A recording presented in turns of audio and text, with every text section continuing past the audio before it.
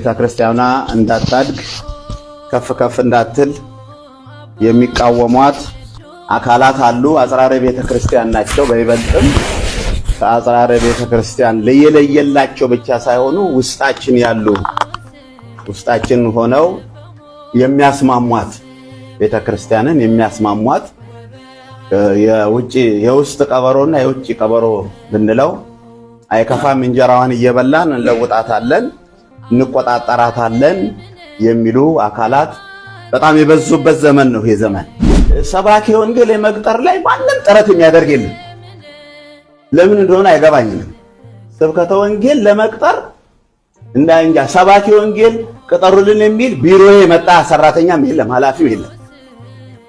እንደ ትርፍ ነገር ነው የሚታየው። ዋናው የቤተ ክርስቲያኒቷ ጉሮሮ ግን ስብከተ ወንጌል ነው። ሁለት ቄስና እኮ ሶስት ዲያቆን እኮ በቂ አይደለም ለአንድ ቤተ ክርስቲያን። አንዱ ካህን እክል ከገጠመው ቅዳሴ ይታጎላል። በቃ በውጭው ዓለም ነው እንጂ በሁለት በሶስት መቀደስ በእኛ አልተለመደም። ዱላ ይዞ ነው የሚነሳው። ሁለት ሆናችሁ ሶስት ሆናችሁ ብትቀድሱ አሁን የኢትዮጵያ ሕዝብ ድንጋይ ይዞ ነው የሚነሳው። አልተለመደም። ትምህርቱም አልተሰጠም። መጀመሪያ ትምህርት መማር አለበት ሕዝቡ እና በጣም ችግር የተከሰተበት ቦታ ነው። በሶስት አንድ ቄስ ሁለት ዲያቆን ተብሎ የሚቀደሰው ምንም የሌለበት ቦታ በውጭው ዓለም እየተሰራበት ነው ያለው እና ይሄን አገልግሎቱ ሳይሟላ ድርብ ጽላት የሚለውን በጣም በጥልቅ እንድታጠኑት ነው የምናገረው።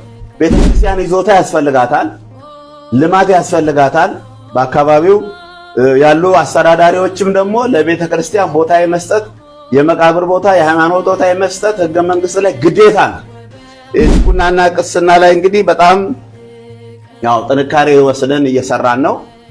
በተለይ አምና የመጡ ተማሪዎች በግርፊያ ገረፍ ባለመልኩ ነበረ መመሪያውን የሰጠናቸው። ልጆቹ እዚህ እንኳን መተው ይሄንን የመጽሐፍ ቅዱስን ጥናት አጥንተው የወሰዱ ልጆች አሉ። ለምንድን ነው ያላጠናችሁ ስንል ወረዳውት መጽሐፍ አላመጡልንም አሉ። ይሄ አዲስ ራን የኢትዮጵያ ሕዝብ ምንም የተሰጠው መረጃ የለም። ከበሮ ሲመታ እልል ከማለት ውጪ ማህሌቱ ሲዘመር እልል ከማለት ውጪ ይሄን ጉረስ ብለን የሰጠነው ነገር የለም። ወደፊት በዚህ አይደለም ጉዞ የሚጓዘው ህዝቡ። ተተኪው ትውልድ መረጃ ፈላጊ ነው። ተተኪው ትውልድ ትዕቢተኛ ነው። ተተኪው ትውልድ ተመራማሪ ነው። አይምሮ ለክፉ ሐሳብ የተከፈተ ነው። ቀጣዩ ትውልድ እንደዚህ በእልልታ እልል በሉ ብለን እግዚአብሔር ይፍታ ይቀበለው ያሳርጎ ብለን የምንሸኘው ትውልድ አይደለም የሚነሳው። አሁን መጥቶ መምሩ እንዲህ አይነት ጥያቄ አለኝ ይሄንን መልስ እፈልጋለሁ ከርሶ ጋር በከዘራ ነው የምታባረሩት እናውቃለን። በድንጋይ ይሄ መናፍቅ ነው መሰለኝ ብላችሁ ነው የምታባረሩት። ለምን ዝግጅትም የላችሁም? እውነት እንነጋገር ተባለ። በጣም እውነት እንነጋገር ተባለ። መጻሕፍት ማንበብ እኮ አለባችሁ። ይሄ ከባድ ኃላፊነት ነው። የምንመራው ህዝብ በጣም ብዙ ፈተና ውስጥ ነው ያለው። ገበያ ውስጥ ስብከት ጀምረዋል። በእውነት ገበያ ውስጥ ስፒከር ይዘው እኛ መድረክ ላይ ለመስበክ እኮ ትተናል። በቃ ሰባኪው ሲሰብክ እኮ ሰዓት አልፏል ነው የምንለው እኮ እኛ። ሰዓት ሰብስበው ትምህርትን እንደዚህ የሚባልበት ዘመን ላይ ነው ያለነው። እኛ ስላላስተማርነው ነው ሄደው ለነሳባ አባት ጠበል ልትረጩ ሄዳችሁ እኮ አንድ ዘለላ አንድ ሐረግ ወንጌል እንኳን ሳታስተምሩ ነው እኮ ኪዳን ደግማችሁ ጠበራይታችሁ የምትወጡ። ይሄ ዘመን እንደዛ አይደለም። አሁን ባልና ሚስቱ ጠበራይታችሁ በልቆጭ በል እንዴት ሰነበታችሁ? ቤተክርስቲያን ለመቆረብ ተዘጋጃችሁ? ቆርበው እንደሆነ በሩ ቀጥሉ፣ ጥሩ ቆርባችኋል እንዲህ ማለት እና ይሄን ዛሬ አንድ ሐረግ እንማራለን። ምሳሌ ጠበል ምንድነው የሚለውን እንኳን ራሱ ምትረጩት ጠበል እንኳን ይሄ አስፈላጊ ነገር ነው። የታገደ ሰው የሚባል ሰምታችኋል። ደብዳቤ በእናንተም ተበትኗል። ይሄን ጉዳይ የቤተ ክርስቲያኒቷን ለቤተ ክርስቲያኗ ሂሳብ ለመሰብሰብ ከኛ ፈቃድ አልወሰደም። እኛ የምናውቀው ነገር የለም እንዴ። በቤተ ክርስቲያኒቷ ሂሳብ የሚሰበስብ ሰው የሰበሰበውን ሂሳብ ማሳወቅ አለበት እኮ። ከየት እንዳመጣው፣ እንዴት እንዳመጣው፣ ለማን እንዳመጣው፣ የመጣውስ ደርሷል ወይ፣ የታሰበው ስራ ሰርቷል ወይ፣ ይሄ ሁሉ ያስፈልጋል። ይሄ ነገር ስለሌለ አቁም፣ ከኛ ጋር አትሰራም። ትክክል ነን፣ አልተሳሳትም። ተቆጣጣሪ የሌላት ቤተክርስቲያን ማንም ተነስቶ በስሟ እርዳታ ለምኖ አምጥቶ በማንኪያ ሰጥቶ በዶንያ የሚዘርፋት ቤተክርስቲያን ሆናለች። አሁን ቤተክርስቲያኗ ሀገረ ስብከቱ የአቅሙን ስራ እየሰራ ነው። ከአቅሙ በላይ የሆነ ስራ መስራት አይቻልም።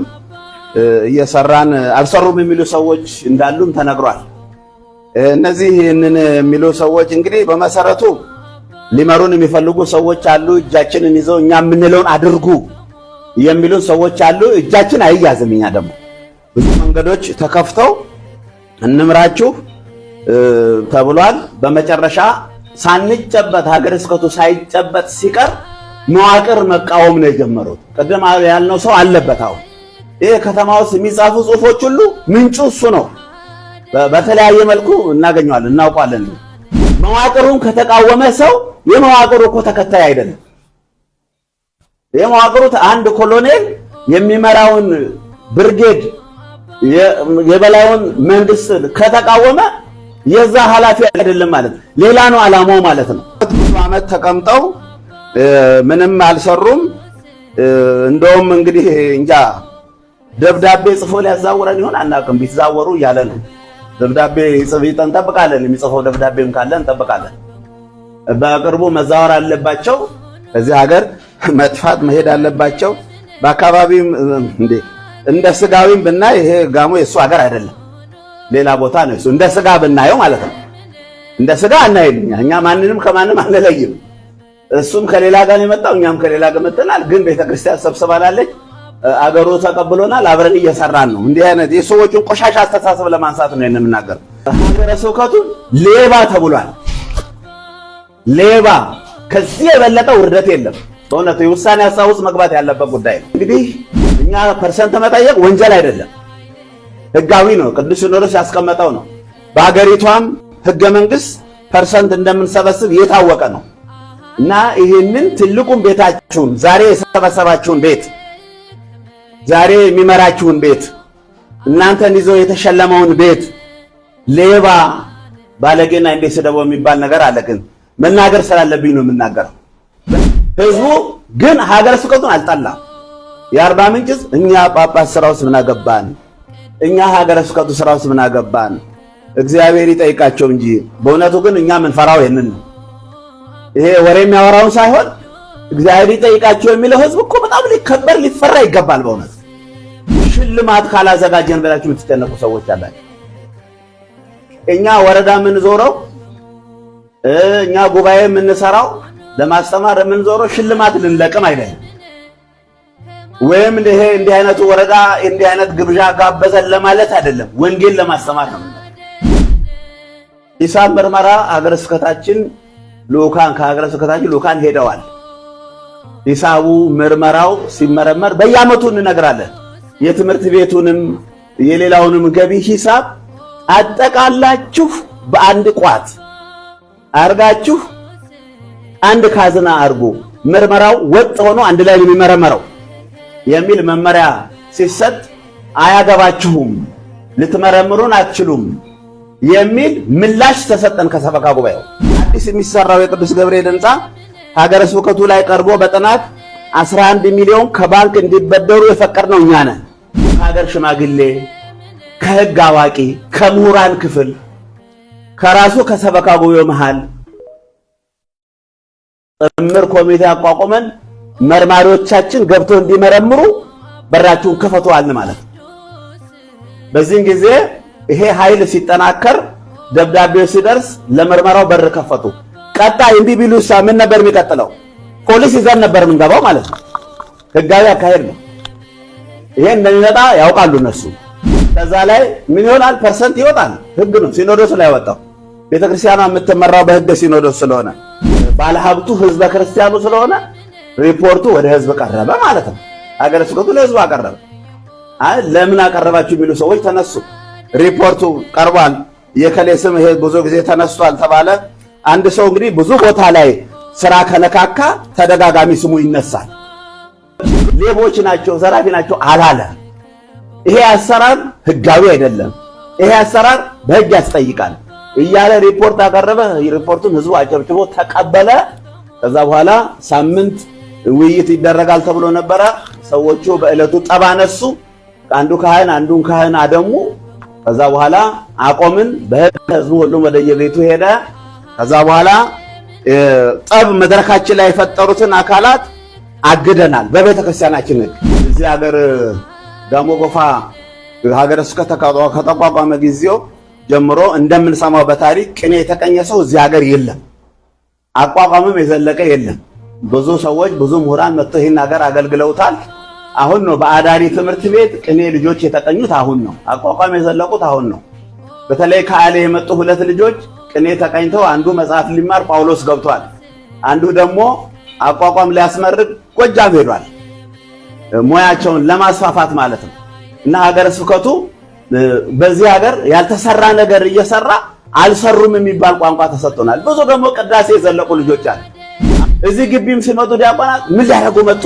ከኛ ቢሮ ዲያቆናት ሲመጡ ምን ሊያደርጉ መጡ የሚሉ አሉ ከኛ ቢሮ። ከዛም ደግሞ ዲያቆን ከሌ ዲያቆናት እዛ ሄደው ነበር ምን ልታደርጉ ሄዳችሁ የሚሉ ካህናት አሉ። እንደው በቃ ቤቱን እኮ የአውሬ ቤት አድርገውታል። ይሄን ቤት እኮ ቅድም አሁን የስብሐታት ዝማሬ እንዳይዘመር ተደርጓል። እንከታተለን እናውቃለን። ስብሐታት ዝማሬ ምን ያደርግ ጥቅሙ ምንድነው ተብሏል። መጨረሻ ላይ ይሄን የጠየቀው ሰው ግራውንዱ ምንድነው? ይሄን ነው መመርመር ያለብን። ቅድም ተነግሯል።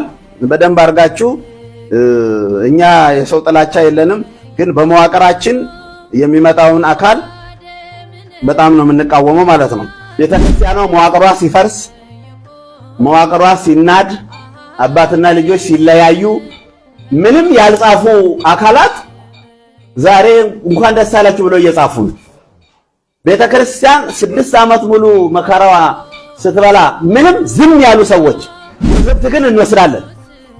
ቤተክርስቲያን ፈተና ውስጥ ስትገባ ነው መጀመሪያ ከፈተናዋ እንድታልፍ መጣጣር እንጂ ፈተናዋ ካለፈ በኋላማ ብዙ ወዳጅ አለ አይደለም። እንደገና ደግሞ አባይ ኢልያስ ከዚህ ከተማ መነሳት አለበት ያሉ ሰዎች ናቸው የጻፉት። ደግሞ የሚገርመው ይሄ ነው። ከዚህ መጥፋት አለበት፣ ስራ አስኪያጁም ከዚህ መጥፋት አለበት ያሉ ሰዎች እንኳን ደስ ያላችሁ ተስተካክሏል ብለው በመጻፋቸው እንኳን ለዚህ ያበቃችሁ ለማለት ነውና እጅግ በጣም እናመሰግናለን።